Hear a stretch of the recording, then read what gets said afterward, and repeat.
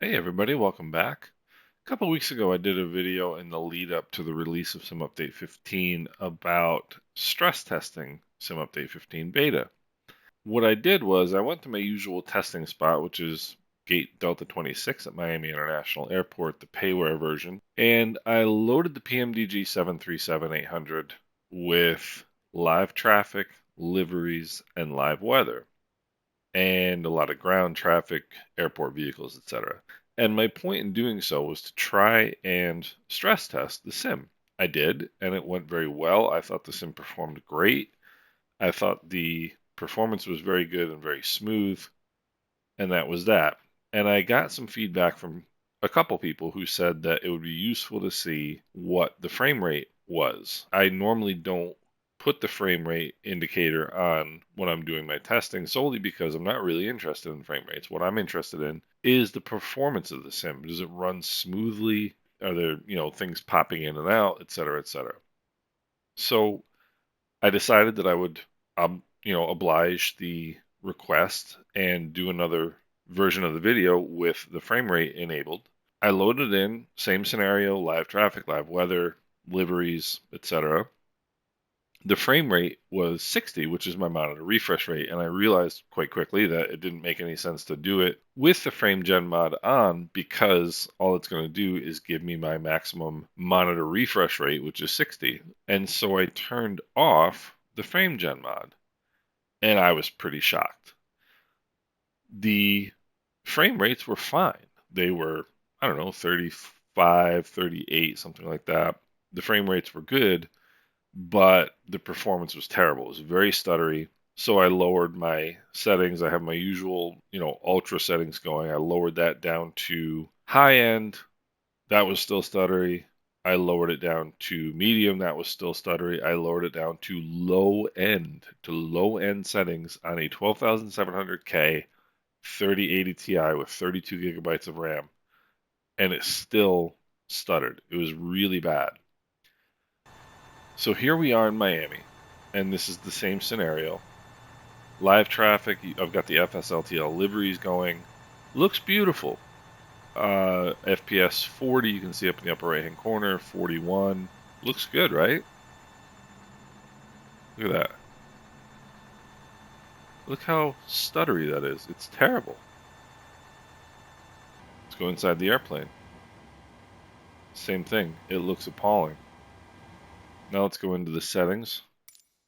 I'm going to turn this down to low end.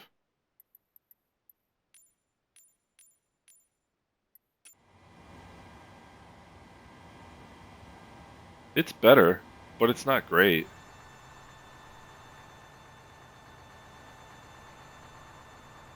But again, this is low end. And it got me to thinking. There was a time at which somebody asked Seb in the developer stream, I believe it was in March, about Auto FPS. Auto FPS is something I'm sure a lot of you are familiar with. If you're not, it's a program that allows you to change your level of detail settings, your terrain level of detail, dynamically as you fly in the sim. You can have a lower setting for when you're low down to the ground. You can have a higher setting when you're higher up away from terrain, and it gives you really nice performance boost and you don't lose anything visually. Now this is a mod. It's been developed by a couple people over time, and somebody asked about Auto FPS in the dev stream. What Seb said was that this is actually something they had in the Xbox version of the sim, but it had never occurred to them to enable in the PC version, which is bizarre, but whatever. We'll just take that. And he said that they would look into adding it to Microsoft Flight Simulator 2024. Fantastic. Now, mind you, Auto FPS and even discussing Auto FPS was anathema in the Microsoft Flight Simulator forums, the official forums. You couldn't even bring it up. They would delete the thread. They wouldn't even close the thread. They'd delete it. So this is something that Microsoft and Asobo were clearly against. They were clearly against anybody even discussing it or knowing about it. And now all of a sudden they're saying, hey, you know what? Not only do we already have it in the Xbox version, we can add it to the PC version in Flight Sim 2024. Fantastic. So it got me to thinking about the fact that Microsoft Flight Simulator 2024, what is to say they can't also include the FrameGen mod? Now, not the mod, of course, but what the mod shows us is that FrameGen is something that you can enable or something that you can include in the sim using software. Now, FrameGen is available. I'm not sure about AMD graphics cards, but FrameGen is available on RTX 40 series graphics cards, 4060, 4070, 4080, 4090. It's not available on the RTX 30 series or 20 series, but the FrameGen mod enables it for 20 and 30 series RTX cards. Clearly, it can be done. It has been done. And not only that, it is invaluable to the sim. So back here in the sim, I've turned off the frame rate indicator because it's just going to stutter because I have the FrameGen mod enabled. I have FrameGen turned on. And now we can see on ultra settings, it's perfectly smooth. Let's go in the airplane. Ultra settings, perfectly smooth. Turn the FrameGen mod off. It becomes a stuttering mess.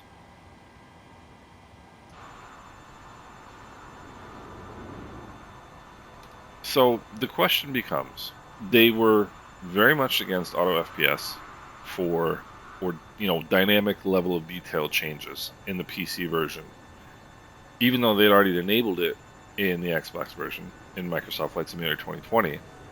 And they are also very much against the FrameGen mod. You can't talk about that. Why do Asobo and Microsoft insist on not giving their customers the best sim experience they can have? Microsoft and Asobo do not make graphics cards. It's of no consequence to them if they use software to enable FrameGen on graphics cards that don't otherwise have it. Now, you're not even technically enabling it on the graphics card, you're enabling it in the sim for the user. That's what the FrameGen mod does. So why do Asobo and Microsoft insist on preventing their users from having the best experience they can have when it doesn't affect them in any material way? And they have a way of providing this experience. And the work has already been done. The FrameGen mod exists.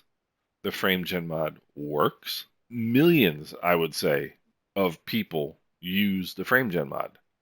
I would go so far as to say people that work for Asobo use the FrameGen mod either on their personal PCs or even on the PCs they use at work when they are working with the game. So my question is, why does Asobo not enable FrameGen in Microsoft Flight Simulator 2024 as a sim option? There's no reason for them not to do it.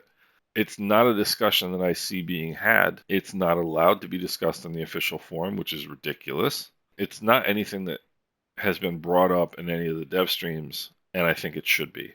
So I think Asobo and Microsoft should look into incorporating FrameGen as a software inclusion in the sim for Microsoft Flight Simulator 2024. There's no reason for them not to do it.